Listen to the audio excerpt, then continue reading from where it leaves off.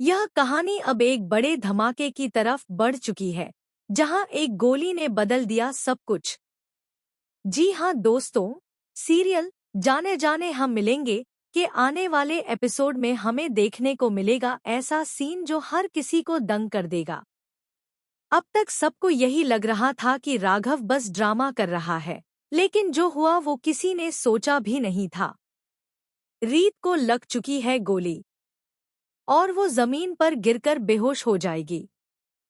दरअसल सीन में राघव तो सिर्फ गन का ट्रिगर दबाने की एक्टिंग कर रहा होता है। सब कुछ बस एक नाटक होना था, लेकिन तभी अचानक रीत सच में गन का ट्रिगर दबा देती है। गोली चल जाती है और वो खुद को घायल कर बैठती है। पल भर में सब सन्न रह जाते हैं। चारों तरफ बस चीख पुकार मच जाती है।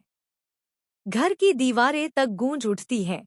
सब एक ही बात कह रही है कि राघव ही रीत का कातिल है। अब सवाल ये उठता है कि क्या वाकई राघव ने ऐसा जानबूझकर किया, या यह सिर्फ एक हादसा था। लेकिन ध्रुव को इन बातों से कोई फर्क नहीं पड़ता। उसे बस एक ही बात दिख रही है, उसकी बहन रीत को गोली लगी है और गन राघव के हाथ में है। अब ध्रुव का गुस्सा 7वें आसमान पर पहुंच चुका है। वो कसम खा लेता है कि वो राघव की जिंदगी तबाह कर देगा, उसे सबके सामने नीचा दिखाकर छोड़ेगा नहीं। दूसरी तरफ रीत की हालत बेहद नाजुक हो चुकी है। उसे तुरंत अस्पताल ले जाया जाता है, जहां डॉक्टर उसकी जान बचाने की पूरी कोशिश करते हैं। राघव की आंखों में सिर्फ डर और पछतावा है।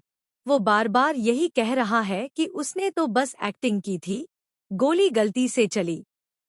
लेकिन अब कोई उसकी बात मानने को तैयार नहीं। घर के बाकी लोग भी उलझन में हैं। कुछ को लगता है कि ये सब एक बड़ी साजिश है, तो कुछ का मानना है कि यह सब शारदा बुआ की चाल है।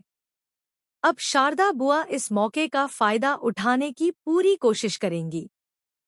वो सबके सामने राघव को ही दोषी ठहराएंगी ताकि घर की प्रॉपर्टी और राघव की सारी दौलत पर कब्जा कर सकें।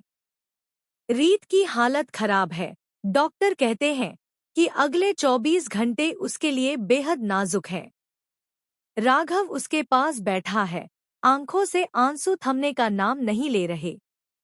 उसके मन में सिर्फ एक ही सवाल गूंज रहा है, क्या मैं ही रीत की मौत का जिम्मेदार हूँ? इसी बीच पुलिस भी पहुंच जाती है और राघव को हिरासत में ले लिया जाता है। वो कहता है, मैंने कुछ नहीं किया, ये सब एक एक्सीडेंट था।